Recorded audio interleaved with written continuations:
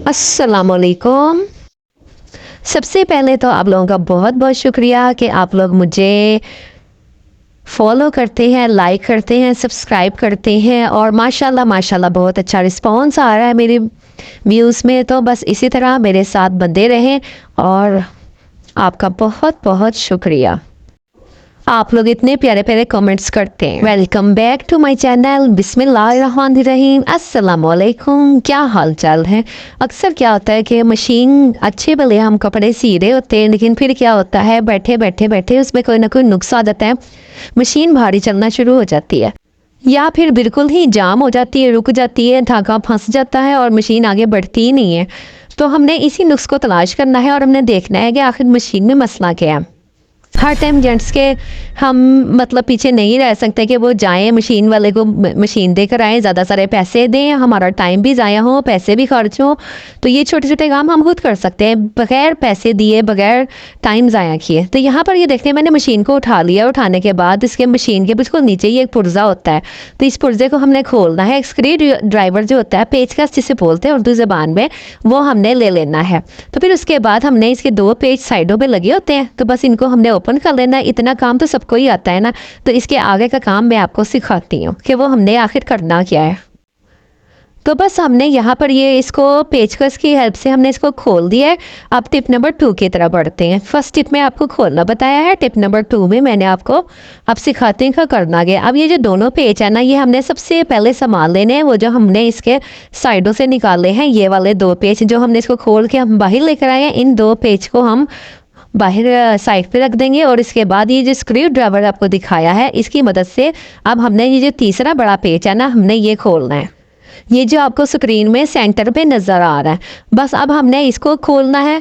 अगर जैसे कि ये बहुत ज़्यादा जाम हुआ हो तो आपने क्या करना है, ऑयल लेके ना मशीन का ऑयल वो अपने पास रखना है। मशीन में हो गई आपके घर में तो वो लगा लेना है, क्योंकि मैं तो मशीन को ऑयल लगाती रहती हूँ, इसलिए इजीली ओपन हो गए हैं सारे पेज। अब हमने स्टेप बाय स्टेप इनके जो पार्ट्स हैं को उठाना है ताकि आप भूल ना जाएं। ये देखें, सबसे पहले हमने ये वाला पार्ट उठाया, इसको हमने नंबर 1 पे रख दिया। अगर आप चाहें तो इसको ना नंबरिंग भी कर सकते हैं किसी मार्कर के जरिए। फिर अभी हमने दूसरा पार्ट उठाया, जैसे उठाना है बिल्कुल वैसे ही रखना है। अब ये नंबर 2 पे रख दिया ताकि इसको हमने, क्योंकि बाद में सेट भी करना है, आगे पीछे ना हो जाए। ये तीसरा पार्ट उठाया तो ये हमने बिल्कुल हमने इधर रख दिया। अब ये हमने याद रखना है कि हमने कौन सा पार्ट कहाँ से उठाया है। बेहतर यही है कि आप इसके नंबरिंग कर लें कोई मार्कर वगैरह लेके। ठीक हो गया। इसके बाद अब हमने इसमें चेक करना है। ये देखें, हम मुझे सबसे पहले नज़र आ गया कि ये धागा यहाँ पर लगा हुआ है।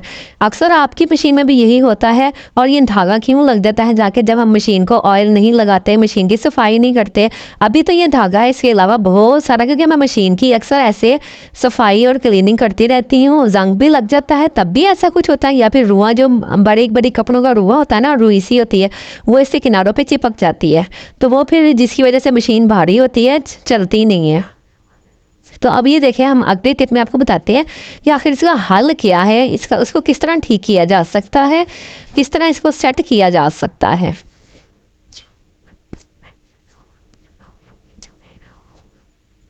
तो टिप नंबर 3 की तरफ हम बढ़ते हैं। टिप नंबर 3 में मैंने यहाँ पे ऑयल ले लिया है। ऑयल एक ग्रीस होती है, वो भी आप ले सकते हैं, और नहीं तो मशीन का ऑयल ले लें। 15-20 रुपए की जो है वो मिल जाती है बोतल बाज़ार से, वो आपने लाजमी रखना है। इसके बाद अब हम बढ़ते हैं नेक्स्ट टिप की तरफ। ऑयलिंग कर ली। ऑयलिंग करने के बाद हमने क्या करना है, इसके जितने भी पार्ट्स हैं ना, उनको टिश्यू से हमने साफ़ करना है। जहाँ जहाँ इसको ऑयल की ज़रूरत है, जहाँ जहाँ ये रन करती है, मूवमेंट इसकी होती है, हमने इसकी जितनी जंग है, जितना क्या कहते हैं इसका रुआ है, हमने टिश्यू से या कॉटन के कपड़े से हमने इसको साफ़ कर लेना है। अच्छा, टिश्यू से जो है ना, या आपने कोई भी कॉटन का कपड़ा लेना है, उसको अच्छी तरह जो है ना वो ऑयल में डिप कर लेना है। डिप करने के बाद जो जो इसके पार्ट्स हैं, आगे पीछे दाएं बाएं, जहाँ जहाँ आपको लगता है कि कोई रुआ, कोई जंग, इसे ऑयल से ना आपने सारा एरिया कवर करना है। और जितना बैल को चैल है उसको भी साफ़ करते रहना है साथ साथ।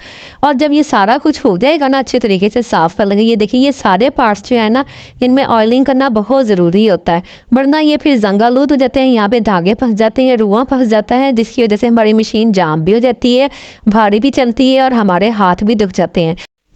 अब जो हमने जिन पार्ट्स की नंबरिंग की हुई थी उसी तरतीब वार हमने उनको पार्ट्स को उठाना है। सबसे पहले हमने एंड पे ये निकाला था सबसे, तो ये हमने इसको यहाँ पे सेट कर देना है। इसके बाद जो हमने जो नेक्स्ट पार्ट है उसको हमने निकाला था, हमने उसको उसी तरह जिस तरह हमने उठाया था उसी तरह ही हमने इसको वापस रख देना है। ये 2 पिन्स होती हैं उनके अंदर सेट हो जाता है। और उसके बाद इसको ये जो थर्ड पार्ट है हमने इसको भी जो बड़ा पेचकस हमने सबसे पहले खोला था उसके साथ हमने इसको अटैच कर देना है। तो बस यहाँ तक तो ये काम आपको समझ आ गया होगा। ये देखिए ये हमने पेच लगाया, पहले हाथ से सेट कर देना है, फिर उसके बाद आपने इसको स्क्रू ड्राइवर के थ्रू हमने इसको टाइट कर देना है ताकि ये अपनी जगह से सारे पार्ट्स जो है ना बिल्कुल भी ना हिलें। और ये देखें ये वो काम हमने किया है जो अगर हम किसी बाहर किसी शॉप पे भेजते इस मशीन को तो उसने आराम से 800-1000 रुपया ले लेना था, तो जो कि हमारे फालतू में जाने थे और हमारे किसी उसमें नहीं थे। अगर ये हम छोटा सा काम खुद घर में कर लिया है तो हमारे काफ़ी सारे पैसे बच गए हैं और हमें पता भी चल गया कि इसमें नुक्स क्या था। इसी तरह छोटे छोटे नुक्स जो होते हैं ना वो हम घर में रह के टाइम की बचत भी कर सकते हैं, पैसों की बचत भी कर सकते हैं।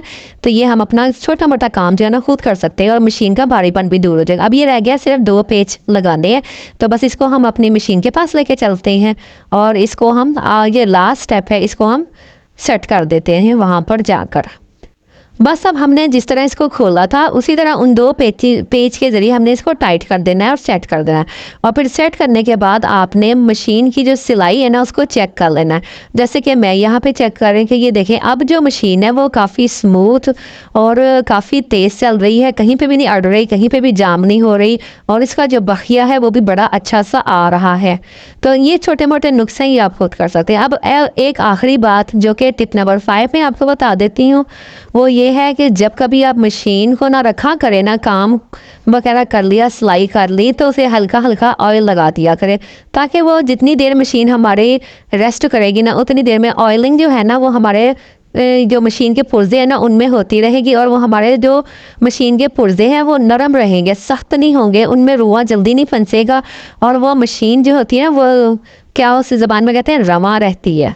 तो होपफुली आपको आज की वीडियो बहुत पसंद आई होगी। बहुत आपने इसको लाइक भी करना है, शेयर भी करना है और चैनल को जाते जाते सब्सक्राइब ज़रूर करके जाइएगा। फिर मिलते हैं इंशाअल्लाह ताला अच्छी सी वीडियो में।